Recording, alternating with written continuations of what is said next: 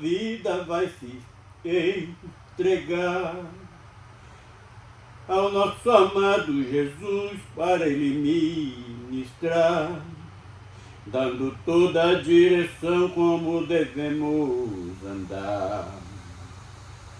Principalmente o Espírito Santo no coração habitar.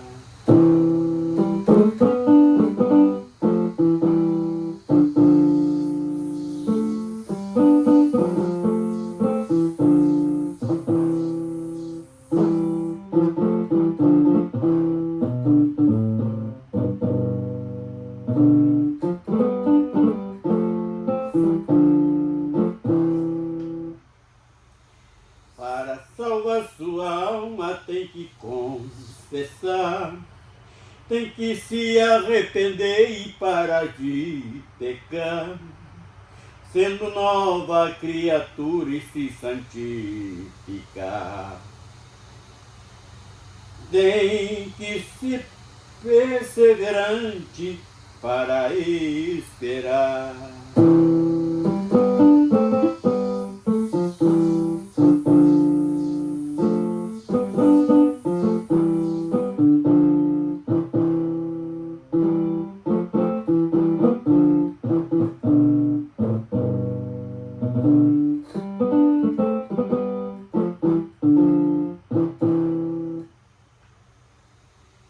Se estiver se santificando, Deus vai te enxergar. Vai estar de candeia acesa para iluminar. Mesmo neste mundo de treva, o Espírito Santo vai em ti brilhar. Precisa estar assim quando Jesus vier arrebatar.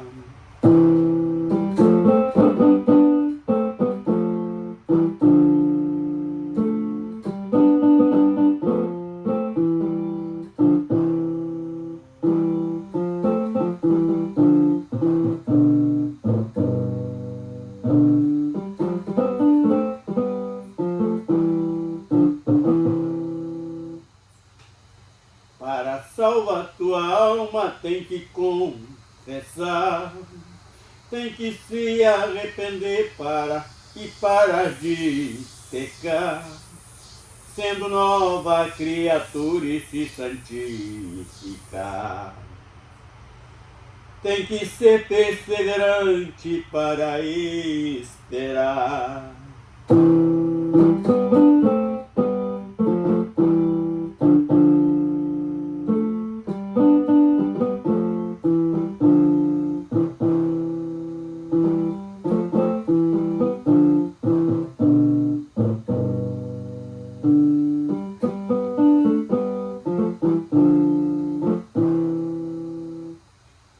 Seu Deus Pai, Criador dos céus e da terra, nós chegamos diante de Ti mais uma vez, pedindo, Senhor, aquela ajuda de sempre, porque sem a Sua direção não conseguiríamos fazer nada. Principalmente falar do Evangelho do Reino dos Céus, que é algo que o homem, por culpa dos pecados e a carnalidade, tem muita dificuldade para entender. Então nós temos este propósito de realizar esta obra, por cumprir aquilo que o Teu Filho amado um dia ordenou que fizesse, que era divulgar o Evangelho do Reino dos Céus. E hoje, mais uma vez, nós vamos falar no assunto que implica muito com a salvação, principalmente neste mundo, neste período que estamos atravessando, assim no nome do Senhor Jesus. Amém. Vamos estar abrindo Romanos 8, vamos estar lendo do verso 31 até o versículo 39, que diz o seguinte, que é o cântico da vitória Deus é por nós. É o título do texto qual o apóstolo Paulo deixou na carta aos Romanos, capítulo 8, verso 31, diz o seguinte: que diremos, pois, a estas coisas? Se Deus é por nós, quem será contra nós? Aquele que nem mesmo o seu próprio filho poupou, antes o entregou por todos nós, como nos não dará também com ele todas as coisas? Quem intentará acusar contra os escolhidos de Deus? É Deus quem os justifica. Quem os condenará? Pois é Cristo quem morreu, ou antes, quem ressuscitou dentre os mortos, o qual está à direita de Deus, e também intercede por nós. Quem nos separará do amor de Cristo? A tribulação, ou a angústia, ou a perseguição, ou a fome, ou a nudez, ou o perigo, ou a espada. Como está escrito: por amor de ti somos entregues à morte todo o dia. Fomos reputados como ovelha para o matador.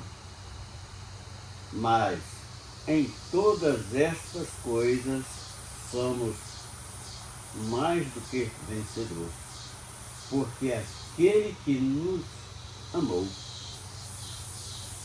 Porque estou certo de que nem a morte, nem a vida, nem os anjos, nem os principados, nem as potestades, nem o presente, nem o porvir, nem a altura, nem a profundidade, nem a largura, outra criatura nos poderá separar do amor de Deus, que está em Cristo Jesus, nosso Senhor. Bendito seja o nome do Senhor. Então vamos falar um pouquinho sobre este cântico de Paulo, uma glorificação, no entanto, uma poesia até muito bonita, mas cheia de atitudes, esperança e certeza do que Deus tem separado para os teus filhos, o melhor que o homem possa imaginar. Então, quando nós deparamos com esse texto, nós lembramos daquele que é o acusador, que usa várias pessoas de várias maneiras, sempre com o intuito a intenção de querer prejudicar aquele que está separado para viver esta eternidade que Deus tem preparado para os santos, aqueles que Ele tem separado desde a fundação do mundo. Então nós temos relatado alguma coisa nesse respeito, nesses últimos dias, falando sobre a presciência de Deus, que como poderia Deus construir o homem, criar o homem, um para a honra e outro para a desonra. Então, somente na presciência de Deus é que nós conseguimos entender como se dá isso sem insinuar que Deus é injusto, porque ele jamais é injusto.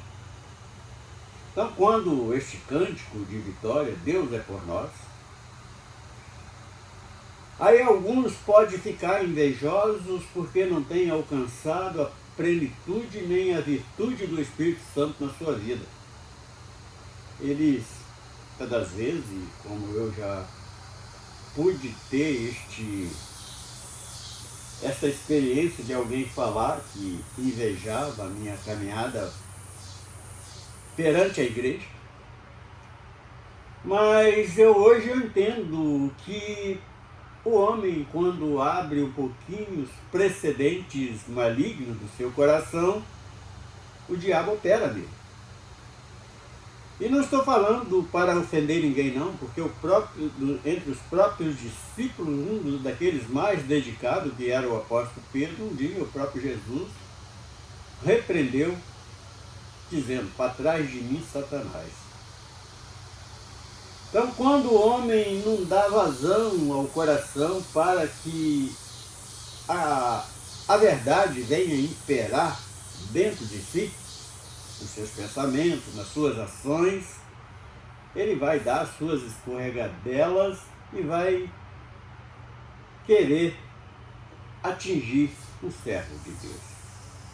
E nós, deparando com esse texto, nós lembramos de um irmãozinho lá do passado, lá antigamente, que está registrado nas Escrituras Sagradas, é o nosso irmão Jó.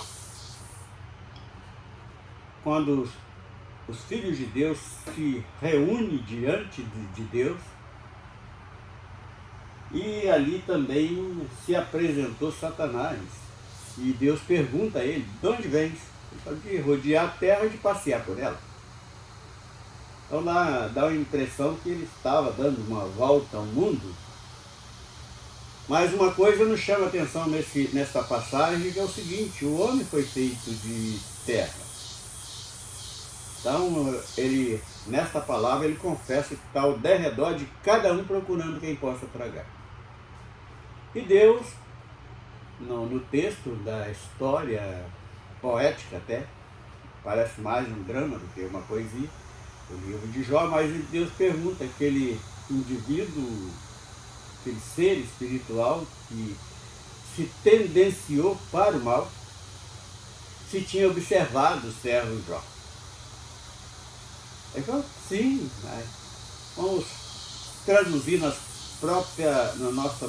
nossos próprios vocabulários, no próprio entendimento. Então, tu também pudera, tu enche ele de riqueza, toca nos seus bens para ver se ele não vai te maldizer na tua face. E Deus não. Por que Deus permitiu que ele tocasse em Jó de várias maneiras? Porque ele sabia o coração daquele servo, que era íntegro, e ele toca em toda a sua riqueza, e quando ele é questionado, ele fala assim: olha, eu vim para este mundo, eu posso voltar para a eternidade. Ele não maldizeu da criação do nosso Criador. E ali tem, não vamos contar tudo para não alongar muito este discurso, esta palavra, e sabemos, é só pegar o livro de Jó e ler com atenção, examinando ponto por ponto, que nós vamos encontrar tudo isso. E dando ênfase a o que nós queremos esclarecer nesta leitura tão maravilhosa, tão linda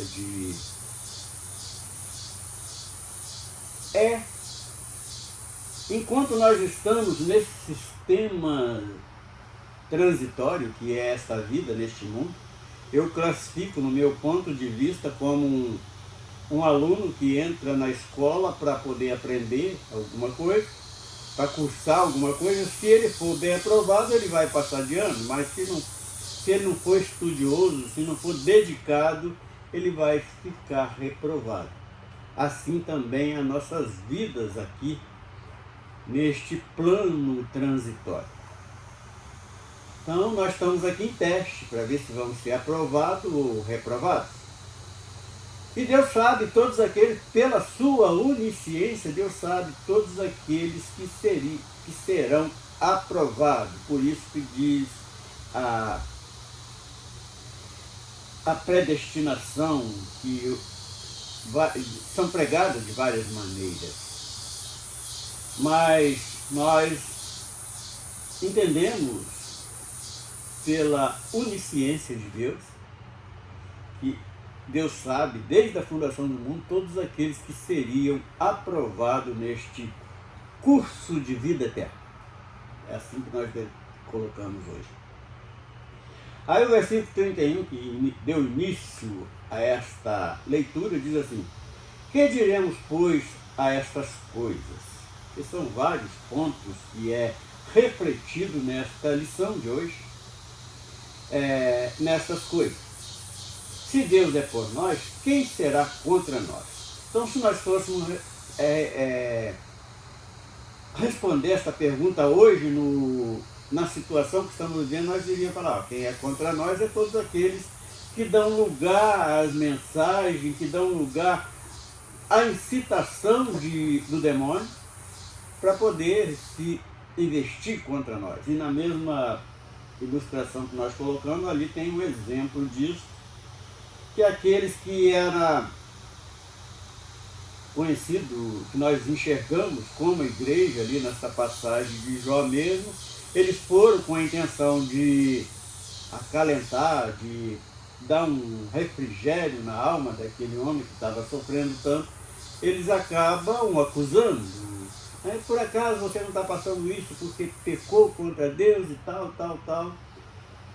E nesta hora da reunião da igreja para estar ali de braços dados é que nós vamos ver quem é verdadeiramente. E no meio daqueles 3 cidadãos que estavam ali, levantou um dos seus servidores e, com a autoridade do Espírito Santo, falou com Jó, e Jó pôde entender, e a partir dali teve a grande reviravolta da vida de Jó.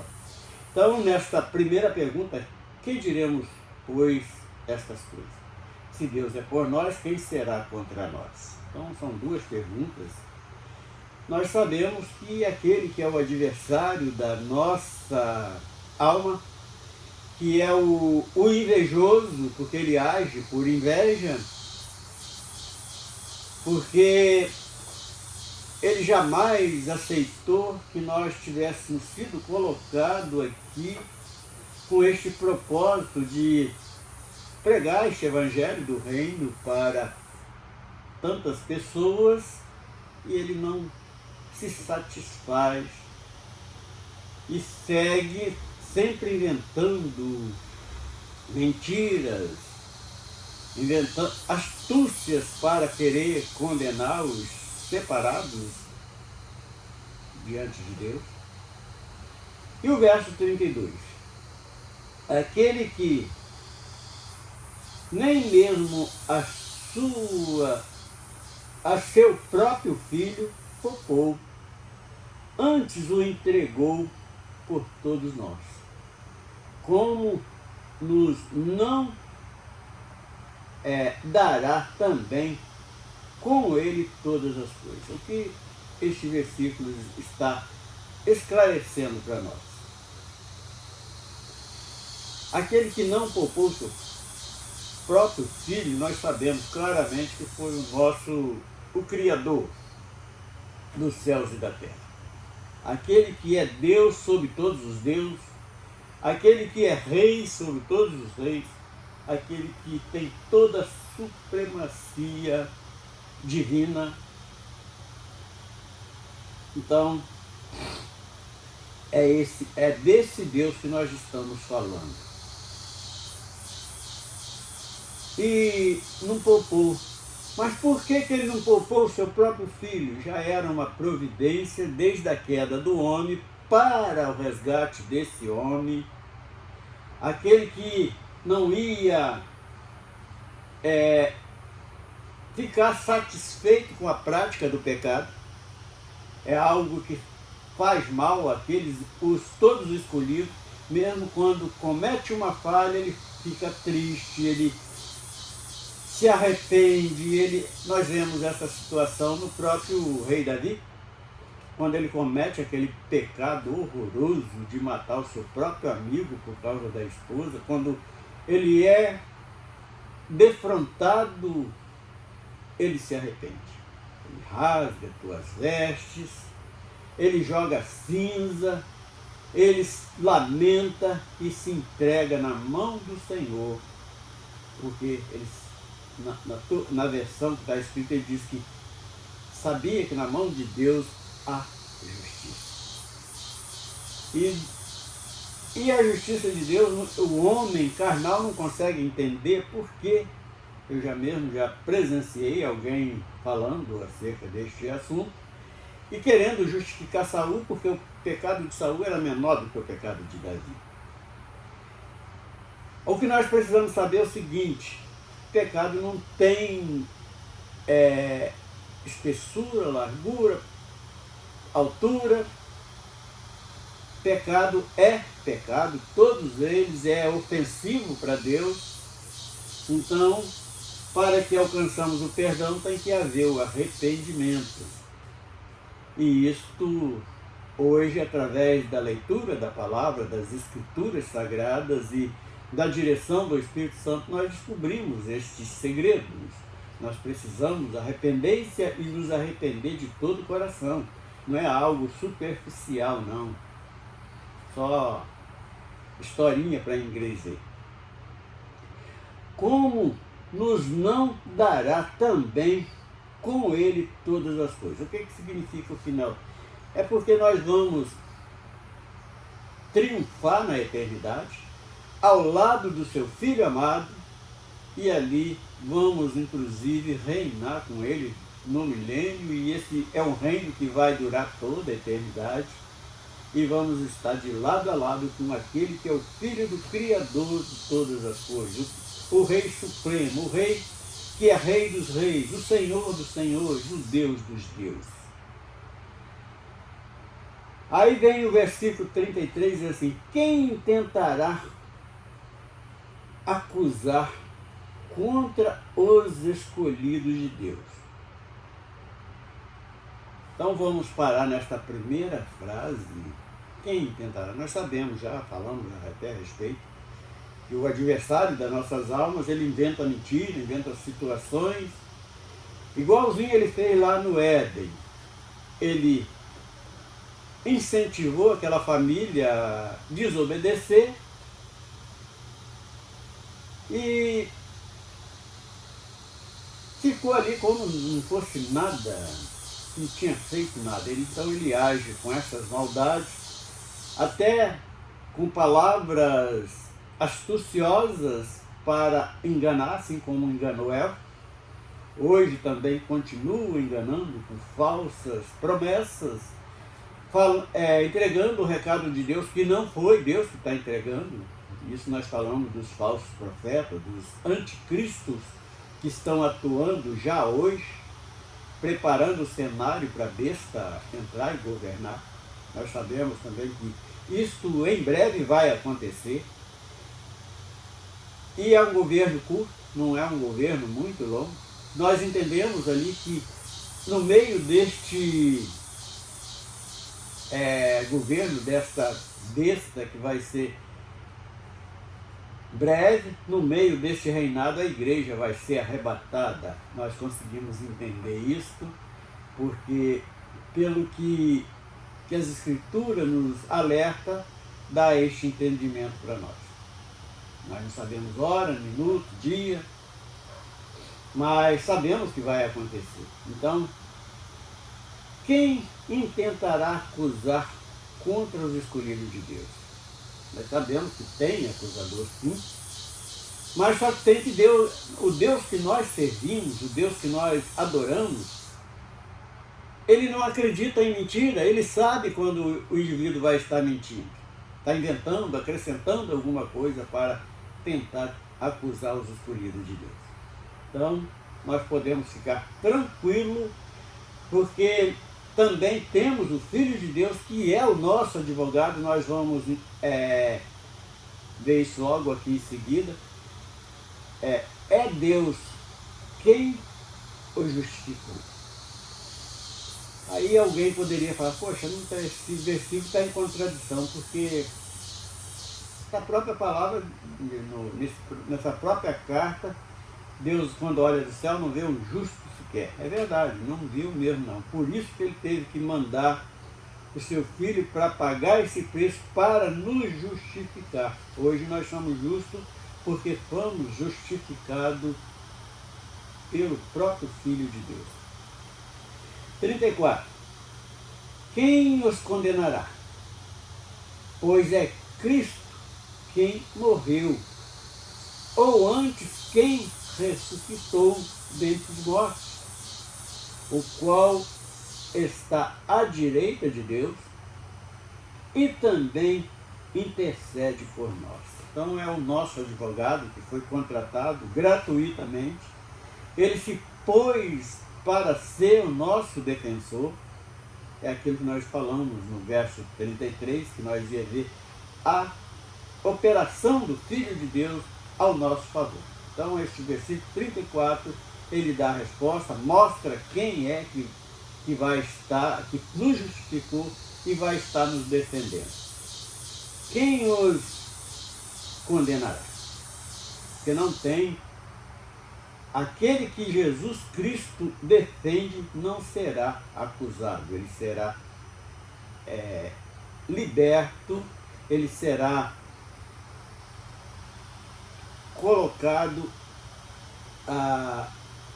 na presença dos santos para viver eternamente.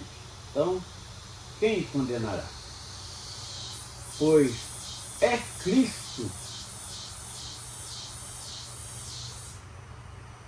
quem morreu, ou antes, quem ressuscitou dentre os mortos. Então, foi esse, para fazer esta obra magnífica, ele passou por este momento de humilhação, não abriu a boca para se defender, porque senão eu seria hoje um dos condenados, e você também, o qual está à direita de Deus Pai. Então, as Escrituras, ela nos mostra claramente, e também intercede por nós. Então, é aquele que fala, hoje eu escorreguei, mas Jesus está ali na presença. Não, ele escorregou, mas foi um acidente, ele não tem prazer nesta prática de pecado. Porque nós temos que ter consciência disso. 35. Quem nos separou, quem nos separará do amor de Deus? Aí vem uma lista enorme aqui de coisas que pode separar o homem da presença de Deus, mas aquele que está firmado, selado com o Espírito Santo, nada disso vai abater. Quem nos separará do amor de Deus? A tribulação. Nós sabemos que este mundo ele é tribulento. Algo pior ainda está por vir quando a besta assumiu o seu reinado aqui, seu curto reinado aqui na terra. Ou angústia.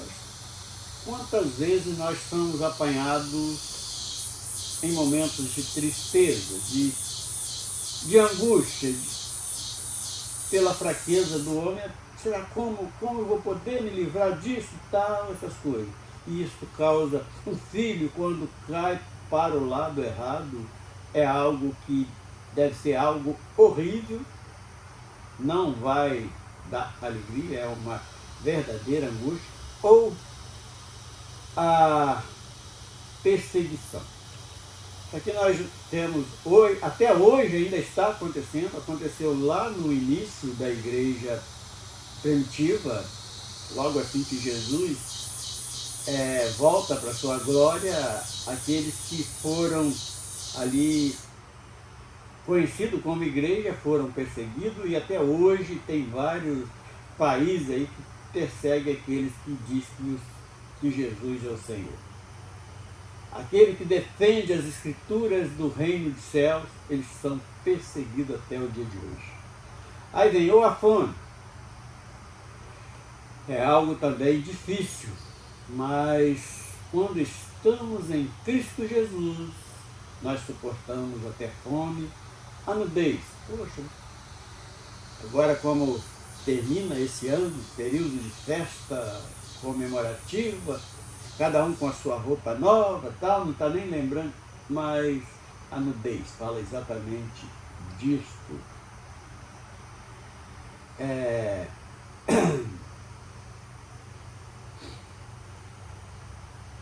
A fome, a nudez, ou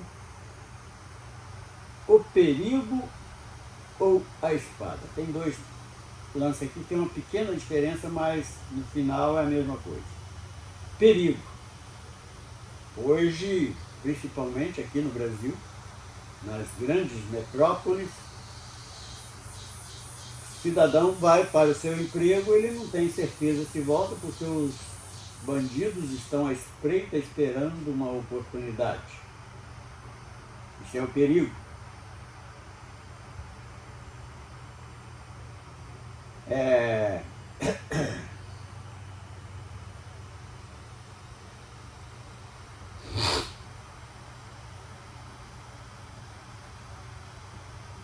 a perseguição, a fome, ou a nudez, ou perigo. Então, esses são os perigos de acidente, principalmente nessa ocasião de festa.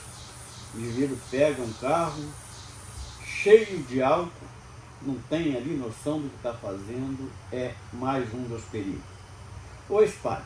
A espada fala de guerra. Nós vemos aí os rumores de guerra acontecendo em várias partes do mundo. Então a espada, ela nos indica isso. 36. Como está escrito, por amor de ti, somos entregues à morte todo o dia. Fomos refutados como ovelha para o matador. Aconteceu com os judeus, acontece hoje com os servos. Então, é escrito, por amor de ti. Todo aquele que fala que ama a Deus, que ama o Criador, então são perseguidos, muitos levados até a morte. Mas não adianta, porque eles separam a morte que eles conseguem nos fazer apenas uma separação da alma, que é a verdadeira vida, deste corpo que já tem a sua condenação para voltar ao pó. Então não adianta. Somos como ovelha muda levada ao matador. Aconteceu com os judeus, acontece com os servos de Deus hoje em vários lugares. Até o arrebatamento isso vai continuar acontecendo. Nós precisamos estar confiantes que o nosso nome está no livro da vida. 37. Mas em todas estas coisas somos mais do que vencedores. Aqui cabe outra colocação do próprio apóstolo Paulo, que morrer seria ganho. Por quê? Nós vamos, se morrer antes da grande tribulação, estamos livres desta perseguição, que vai ser pior do que uma morte física. Então, esse é algo, vai ver o seu filho ali sendo esquartejado para você negar o nome do nosso Redentor.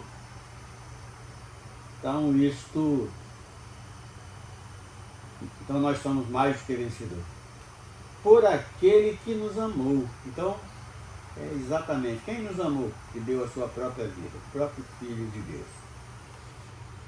Porque estou certo de que nem a morte, nem a vida, nem os anjos, nem os principados, nem as potestades, nem o presente, nem o porvir, quer dizer, nem o presente, nem o futuro. Vamos entender um pouquinho.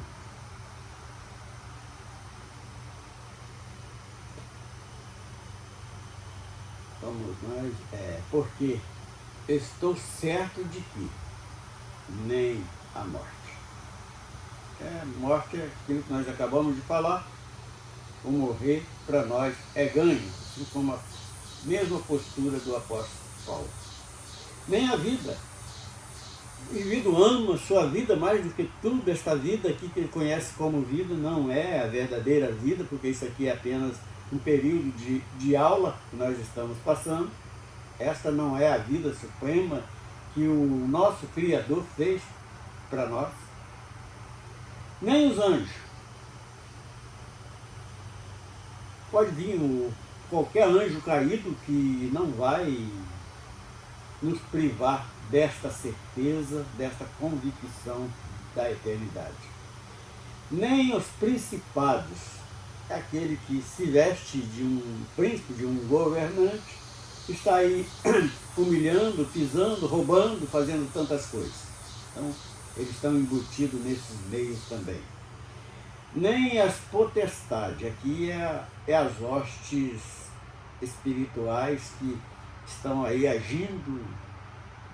Mas o espírito, os anjos caídos estão no inferno. Não, ainda não tem ninguém lá. Eles estão espalhados por aí, perturbando um ao outro, um e outro. Nem o presente, nem o futuro. Eu estou vivendo um período difícil, começa a blasfemar contra Deus, tal. Não faça isso. Nem o futuro, a gente não sabe o que vem amanhã. Isso é futuro. E para encerrarmos, o verso 39. Nem a altura, nem a profundidade, nem alguma outra criatura nos poderá separar do amor de Deus. Nós temos que ter essa consciência que já somos mais do que vencedor, que está escrito, Jesus nosso, está em Cristo Jesus nosso Senhor. Então, esta nossa certeza, a nossa redenção foi através de Cristo. E assim fez para que hoje nós tivéssemos esta certeza desta vida eterna. Senhor Deus, adoramos a Ti, Te bendizemos pela grandeza, pelas maravilhas que nos espera. Nós Te bendizemos pela Tua presença nas nossas vidas e por nos dar esta oportunidade de falar algo tão sublime que é aquilo que nós estamos almejando, a eternidade ao lado do nosso Deus. Amém.